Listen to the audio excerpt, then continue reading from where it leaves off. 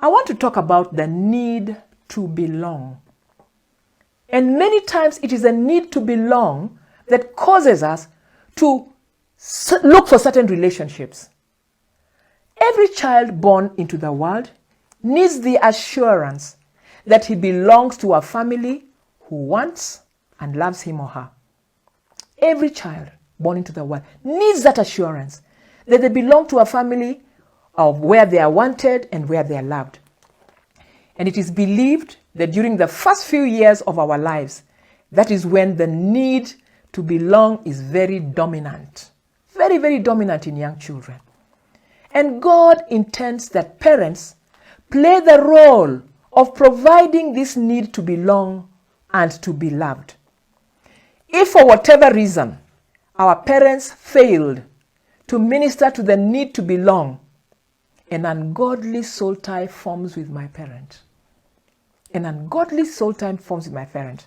So as I become an adult, I will show in my life certain social and behavioral problems because of what happened to me as a child.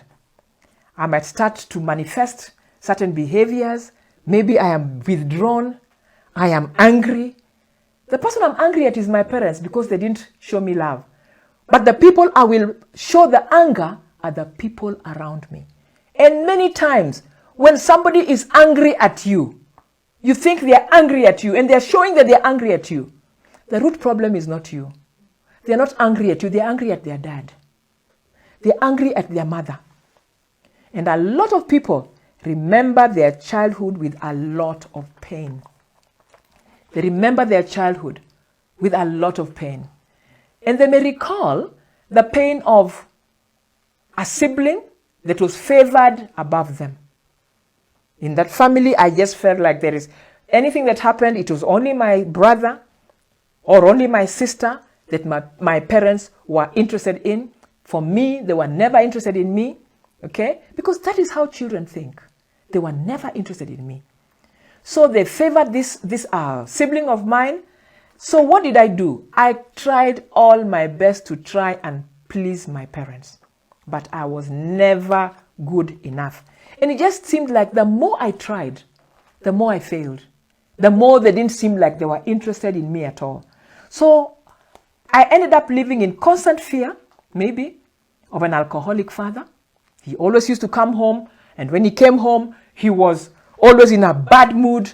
A lot of people have told me in the counseling sessions, how many families in this country of ours and beyond, who the mothers have been chased away with their children in the middle of the night. And that is all they remember. Running through bushes, going to knock at a neighbor's house because the mother is carrying the youngest child and it is cold. And that is all they remember of that alcoholic father or an abusive mother who was always beating them. For no reason, any small reason, they were beaten. And so memories that most people would rather bury and leave at the cemetery are never buried and left at the cemetery. Those memories are still in there. And though right now, my father and I, or my mother and I, we have made up. Because the older we become, our parents now need us.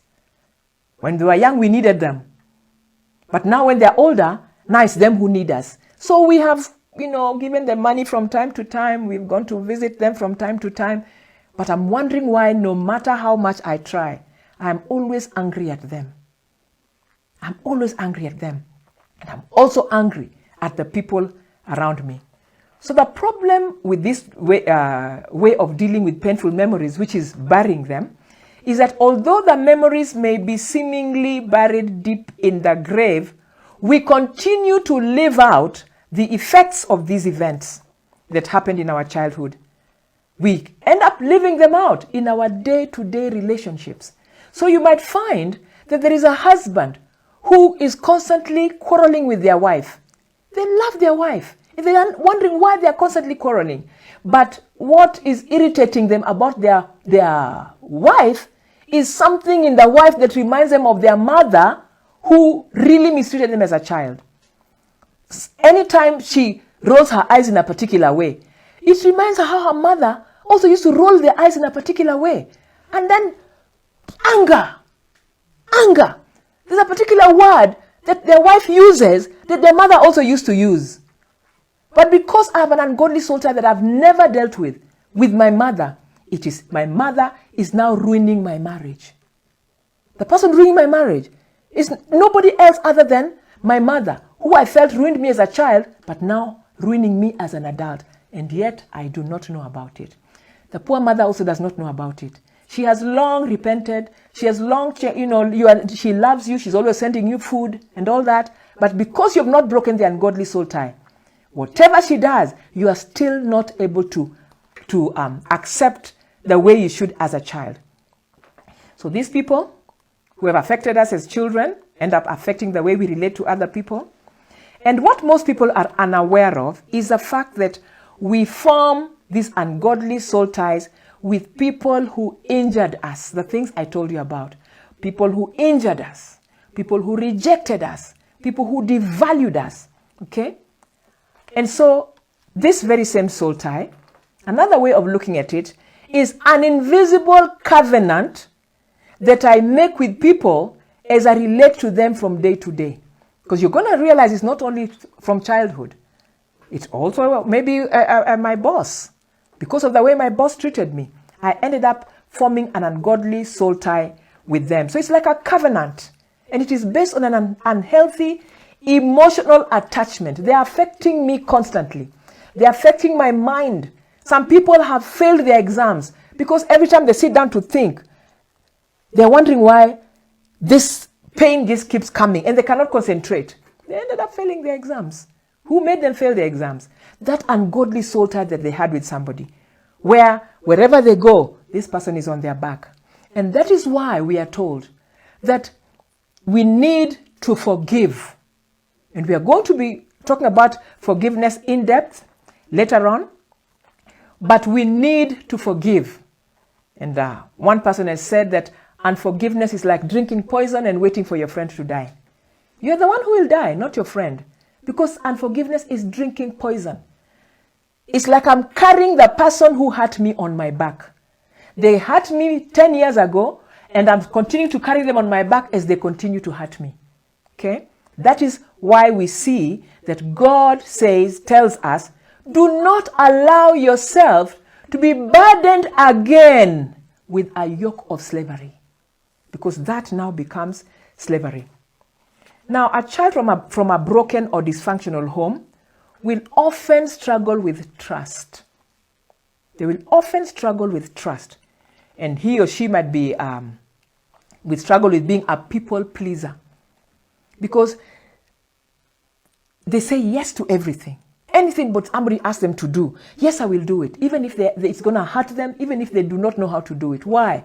Because they are still looking for the security that they did not get as a child. When their parents, they were living in that dysfunctional home, mom and dad always quarreling, always fighting, no time to love the children. So now they become men pleasers, still looking for the acceptance from their mom and dad. Okay?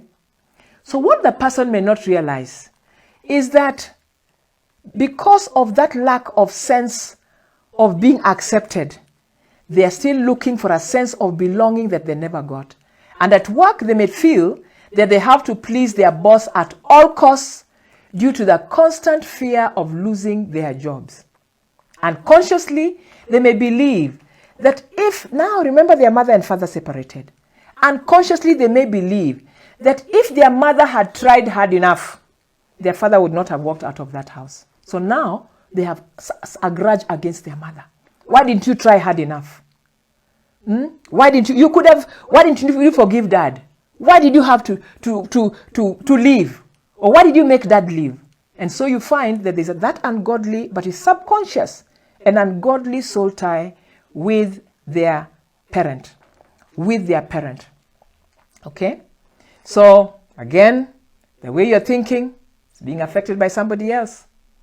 The way you're feeling, the things you're doing, again, being affected by somebody else.